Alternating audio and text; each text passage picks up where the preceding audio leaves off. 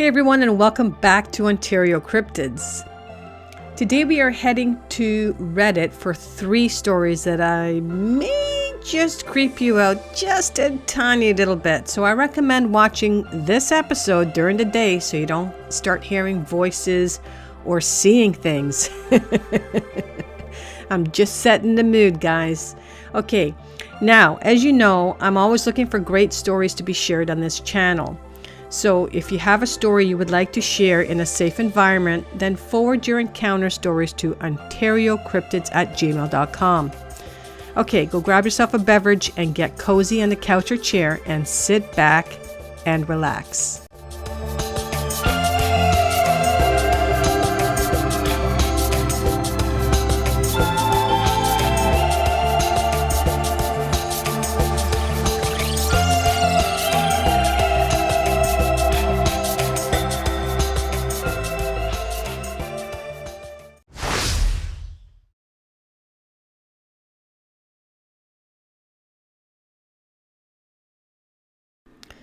Okay, so let's get to the first story.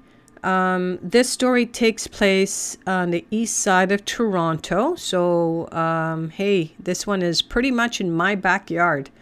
And when I say my backyard, I don't live in East Toronto, but I do live in Toronto.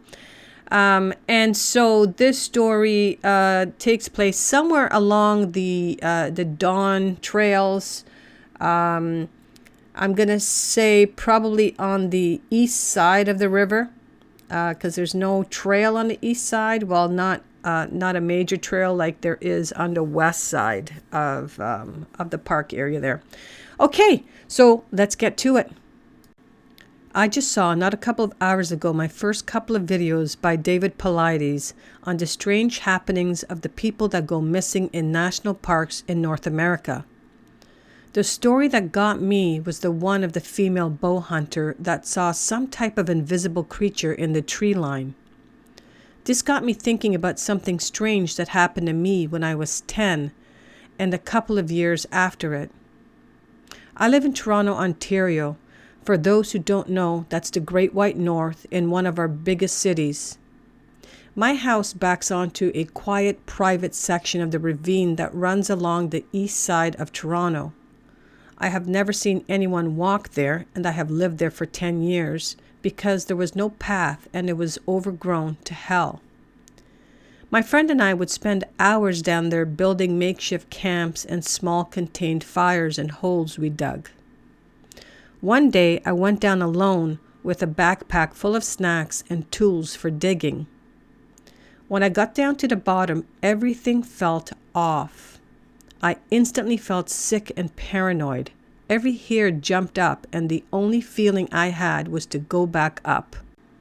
I shook it off as nothing and walked towards the small incline that led to the creek bed. When I got to the incline, I got the same feeling, but even worse. My heart started to race. I took a second look all around to reassure myself that everything was okay. I saw nothing, so I continued on. I took one step when I heard something moving behind me. I turned around to see this 6-foot, could be taller because I was hunched over a bit, person-like thing in all black. Now, when I say all black, I'm talking like a black skin-tight suit from head to toe with a hood-like thingy that makes any shape of face on existence as if you were staring into a black hole. I stood there in fear as I could feel we were looking directly at each other. It stood in a position like it was trying to run, but when I turned around, it froze in place. I can remember its chest and back moving as it breathed. I stared at it for maybe 10 seconds when the first instinct I had was to run came into my head. I booked it down the creek towards the side of the ravine with the path. When I stopped running, I looked all around me, making sure I wasn't followed by whatever that was. The months following that incident were unnerving as all hell, as whatever that thing was would show up in my backyard. The first time I saw it, I thought it was my imagination, but when I saw this thing peek its head from behind my shed to then step out and look right at me, to then go back behind the shed, was when I knew it had to be real. In total, I saw this thing maybe 10 times after that first incident. Each time I had an incident, enough time had gone by that I would somewhat forget about it. I would see it in months or year intervals. I have no idea what I saw or what could have happened if I didn't turn around and came eye to eye with it. I thought maybe I would post my crazy story here on Reddit, which I have only told to my best friend and my girlfriend. And maybe somebody would have an idea of what I saw. I can remember seeing this thing maybe 8 out of 10 times when it was outside while I was inside. The other 2 times I can remember seeing it in my basement at around 10 or so while all the basement lights are on and I was playing my PS3, when at the corner of my eye I could see something black and human-shaped in the basement with me. I said F, looking over as whatever it was wanted me to. I kept playing but could still see it. I got so nervous that I looked up in fear, but it was gone. I got up and walked towards the stairs going up, and as I walked in front of the laundry room, there it was, standing clear as day. Now, as I look back, I remember at this angle being head on, and it was all black, and the foreground was the only thing making it visible.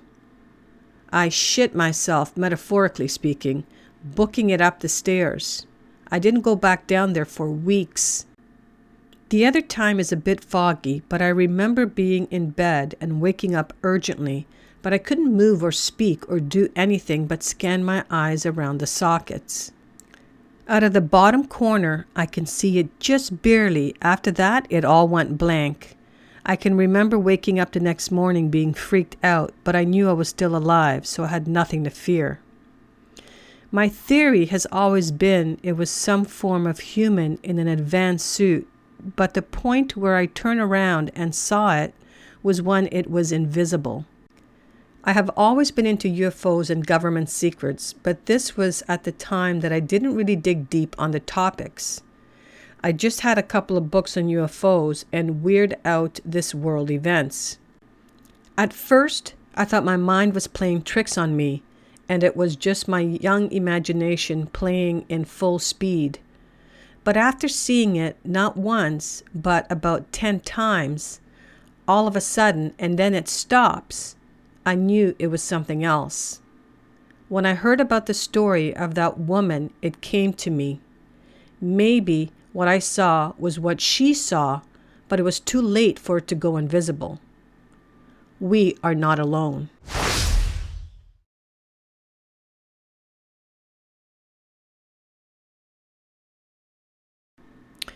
Okay, so this one takes place in 2013, and this person lives right outside of Cherokee National Forest in East Tennessee.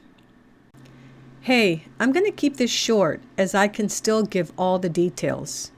So, I'm a female, and at the time I was 15, approximately 8 years ago, and my stepmom has been in my life since I was 2. I was staying at my dad and stepmom's house over the summer, and my dad was out of town for work, so it was just the 2 of us. Naturally, even at 15, I wanted to sleep in the same room as her because their house really terrified me, because this story was just one of many experiences I dealt with. We were in the bedroom, and it was probably around midnight, and we just sat there, talked, and hung out, and I was really getting tired. But what I haven't mentioned was that their bedroom was the only room in the whole house that hasn't been redone yet, and this house was old. The floors were old wood, and if you got on the floor and looked, you can see down into the basement. Along with that, when it was quiet, you could also hear what happens in the basement. I started to curl up under the blankets to go to sleep, and the conversation had hit a silence. And in that silence, I hear 2 people having a conversation between themselves. Mind you, we didn't have the TV on, and both of our phones were plugged up beside the bed. This conversation was not able to come from anywhere else in the house. I got chills and looked at my stepmother, and she said, "Watch this." She knew exactly what I was talking about. She gets off the bed and leans her head down too near the floor, and the conversation just stops completely. And she told me that she's periodically heard this ever since the 3rd week of them living there. It terrified me. Fast forward through the night, because it was mainly me being too terrified to sleep and pretty uneventful. I eventually did fall asleep, and our plans when we got up was to go on a small hike near our house. So I woke up a little late, and she was in the bathroom getting ready. We had blackout curtains hanging because she would sometimes work odd shifts being a nurse. So the room was completely dark. I'm fully awake, just procrastinating getting up, and I look at the end of the bed, and a black figure is standing there looking back at me. It startled me so much, I'm pretty sure I passed out because I don't remember what happened after that. I told my stepmother, and we left for a little while and went on our hike, thinking it would clear my mind, and eventually did. Until it happened again the next morning, but the figure was a different height, shape, and actually had more of a male form. I'm fairly sure that whatever it was talking in the basement was also at the end of my bed. And from those 2 mornings on, whatever lived in that house tormented us until we finally moved.